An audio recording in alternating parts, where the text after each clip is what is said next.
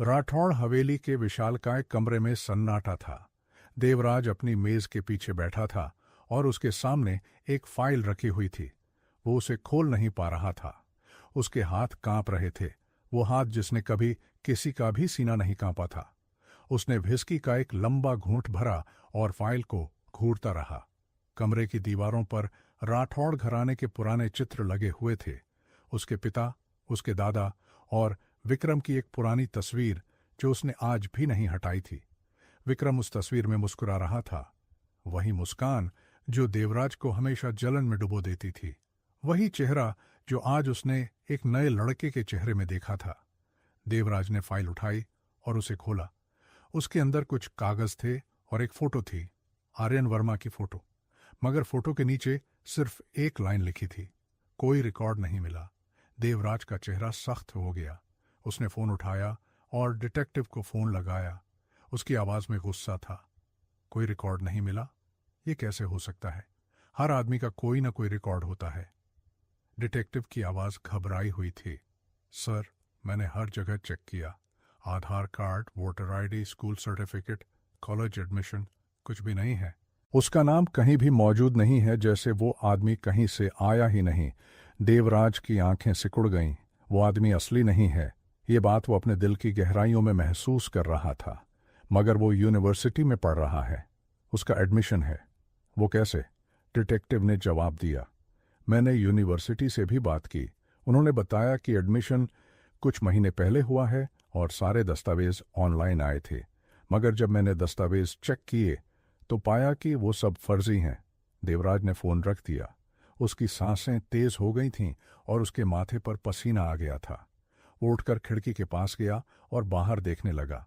बाहर बारिश हो रही थी, मुंबई की वो भारी बारिश जो हर चीज को धो डालती है।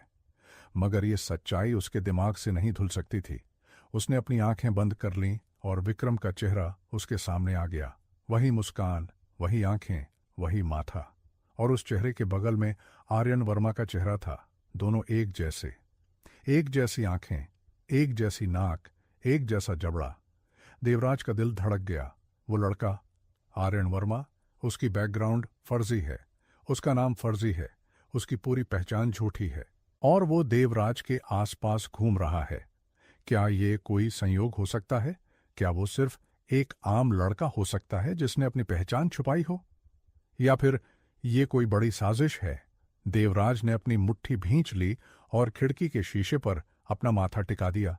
उसे लगा जैसे अतीत उसका पीछा कर रहा हो। वो जितना भागने की कोशिश करता है उतना ही वो उसके करीब आता जाता है।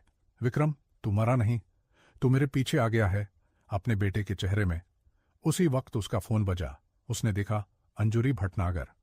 वकील भटनागर का नाम देखकर उसके माथे पर एक शिकन आ गई। देवराज, मैं आपको एक जानकारी देना चाहता हूं, भटनागर ने कहा। बोलो भटनागर। आज सुबह एक आदमी मेरे पास आया था। उसने दावा किया कि वो 20 साल पहले की एक हत्या का गवाह है और वो कोर्ट में गवाही देने को तैयार है। देवराज का दिल बैठ गया। उसकी गर्दन पर पसीना आ गया, मगर उसने अपनी आवाज को शांत रखा। कौन सी हत्या?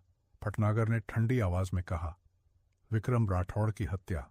देवराज को लगा जैसे कोई उसके सीने पर हथौड़ा मार रहा हो।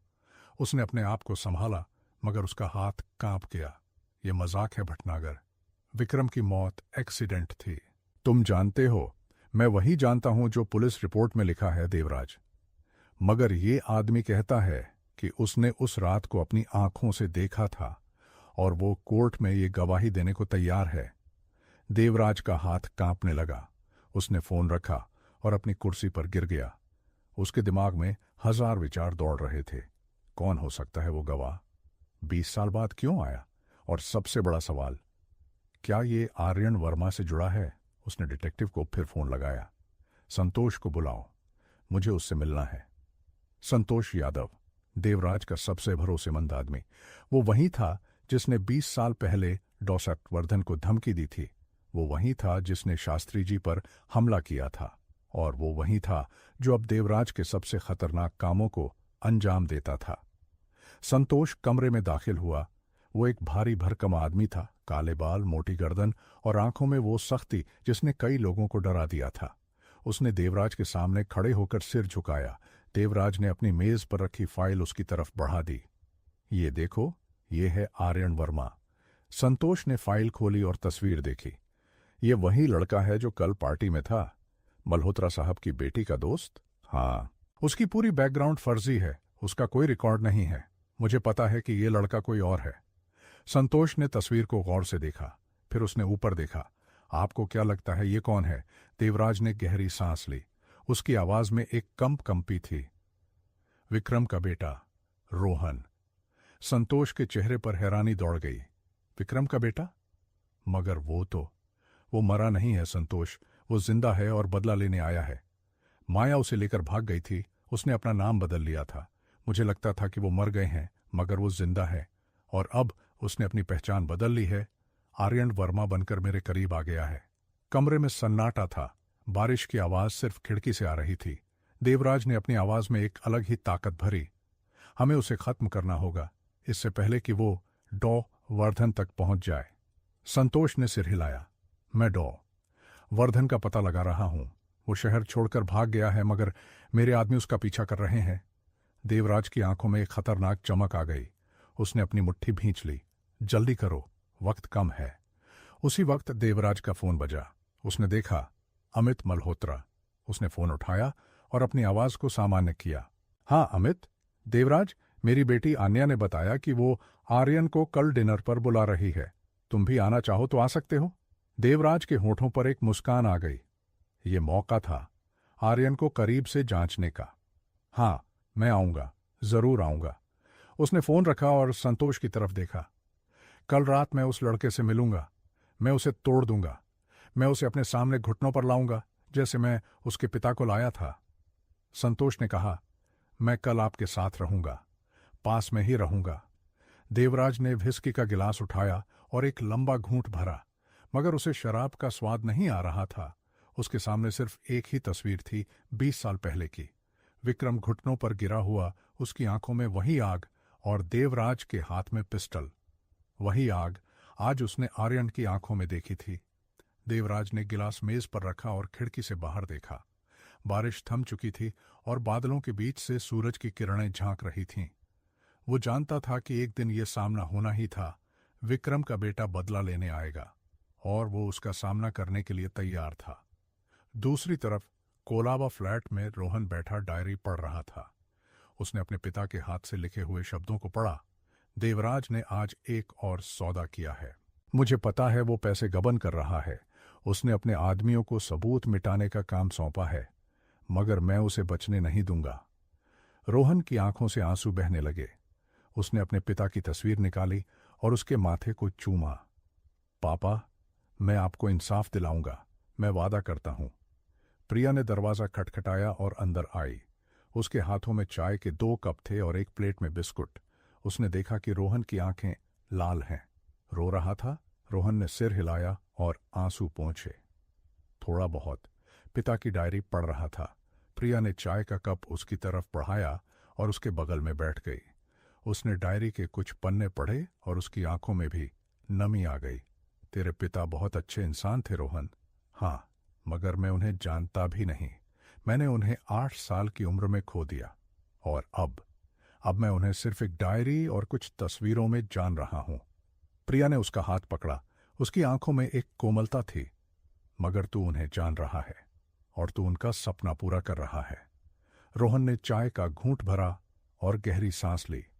प्रिया, डॉ वर्धन को पुणे भेज दिया गया है। वो सुरक्षित हैं, मगर देवराज को पता चल गया है कि कोई गवाह है। वो उसे ढूंढने की कोशिश करेगा। प्रिया ने सिर हिलाया। मैं जानती हूं, मगर अब हम पीछे नहीं हट सकते।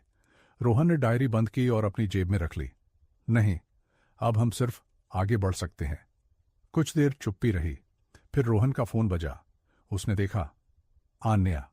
उसने फोन उठाया और अपनी आवाज को शांत रखने की कोशिश की। हाँ आन्या, आर्यन, कल तू मेरे घर डिनर पर आ रहा है ना? मैंने पापा को बता दिया है और देवराज अंकल भी आ रहे हैं। रोहन का दिल धड़क गया। देवराज भी आएगा? ये मौका था, मगर ये खतरा भी था। हाँ, मैं आ रहा हूं। कितने बजे? 8 बजे। मैं तेरा इंतजार करूंगी। आन्या की आवाज में एक गर्माहट थी जो रोहन के दिल को छू गई। मगर वो जानता था कि यह सब झूठ का खेल है। उसने फोन रखा और प्रिया की तरफ देखा। प्रिया उसे देख रही थी। उसकी आंखों में एक अजीब सा भाव था, जलन, दर्द या कुछ और। वो खुद भी नहीं जानती थी। वो आन्या थी। रोहन ने सिर हिलाया। मल्होत्रा हवेली में डिनर पर बुला रही है। देवराज भी आएगा। प्रिया ने होठों को कसा, मगर उसने कुछ नहीं कहा। कुछ पल वो चुप रही, बस रोहन को देखती रही। फिर उसने पूछा, तू जाएगा? रोहन ने उसकी आंखों में देखा। उसे समझ आ गया कि प्रिया को क्या हो रहा है, मगर वो कुछ नहीं बोल सका। हाँ, मुझे जाना होगा। ये मौका है देवराज के करीब जाने का। प्रिया ने सिर हिलाया और चाय का कप उठाया। उसने एक घूंट पिया और फिर बोली, सावधान रहना। रोहन ने उसका हाथ पकड़ा। मैं वापस आऊंगा। प्रिया ने मुस्कुराने की कोशिश की। पता है, तू हमेशा वापस आता है। मगर उसकी मुस्कान में वो शिकन थी जो सिर्फ वो लोग समझ सकते हैं जो किसी से प्यार करते हैं और उसे खोने से डरते हैं। वो कुछ और कहना चाहती थी, मगर उसने अपनी जुबान काट ली। रोहन ने उसका हाथ छोड़ा और डायरी उठा ली। उसके दिमाग में कल की रात का प्लान बनने लगा था। कैसे वो देवराज के सामने बैठेगा, कैसे वो उसकी आंखों में देखेगा और कैसे वो अपने झूठ को बनाए रखेगा। उसने अपने पिता की डायरी के कुछ और पन्ने पढ़े और उनमें से एक बात ने उसका ध्यान खींचा। देवराज कभी भी किसी का सामना आंखों में करके नहीं करता। वो हमेशा दूसरों से काम करवाता है। रोहन को याद आया, देवराज ने अपने आदमियों से शास्त्री जी पर हमला करवाया था। अपने आदमियों से वर्धन को धमकी दिलवाई थी। वो खुद कभी सामने नहीं आता। यही उसकी कमजोरी थी। प्रिया ने आखिरी चुस्की ली और कप नीचे रखा। वो रोहन के बहुत करीब आकर बैठ गई, इतना करीब कि उसकी बाहें छू रही थीं। रोहन, मैं तुझसे कुछ कहना चाहती हूं और कृपया मुझे बीच में मत काटना। रोहन ने उसकी तरफ देखा। उसकी आंखें गंभीर थीं। प्रिया ने गहरी सांस ली। मैं जानती हूं कि तू आन्या के साथ वक्त बिताता है और उसके जरिए देवराज के करीब जाना चाहता है। मैं ये भी जानती हूं कि तू उसे धोखा दे रहा है, मगर ये तेरी मजबूरी है। मैं समझती हूं, मगर मैं चाहती हूं कि तू मुझे कभी धोखा न दे। मैं तेरे साथ हूं, बिना किसी शर्त के। मगर मैं ये भी चाहती हूं कि जब ये सब खत्म हो जाए, तू सिर्फ मेरा हो। रोहन को समझ नहीं आया कि वो क्या जवाब दे। उसने प्रिया का हाथ पकड़ा और उसे अपने दिल पर रख दिया। प्रिया, मेरा दिल तेरे साथ है, हमेशा से था, मगर अभी मैं किसी से प्यार के बारे में नहीं सोच सकता। मेरे पास सिर्फ एक रास्ता है, अपने पिता का बदला। जब वो खत्म हो जाएगा, तब मैं तुझसे बात करूंगा। तब मैं तुझे बताऊंगा कि मेरे दिल में क्या है। प्रिया की आंखों में आंसू थे, मगर उसने मुस्कुराने की कोशिश की। मैं इंतजार करूंगी रोहन, चाहे कितना भी लंबा इंतजार हो। रोहन ने उसे गले लगा लिया और उसके बालों को सहलाया। प्रिया ने अपना सिर उसके कंधे पर रखा और आंखें बंद कर लीं। वो पल जितना सुकून देने वाला था, उतना ही दर्द भी दे रहा था। रात गहरी हो रही थी और मुंबई की रोशनियां चमक रही थीं।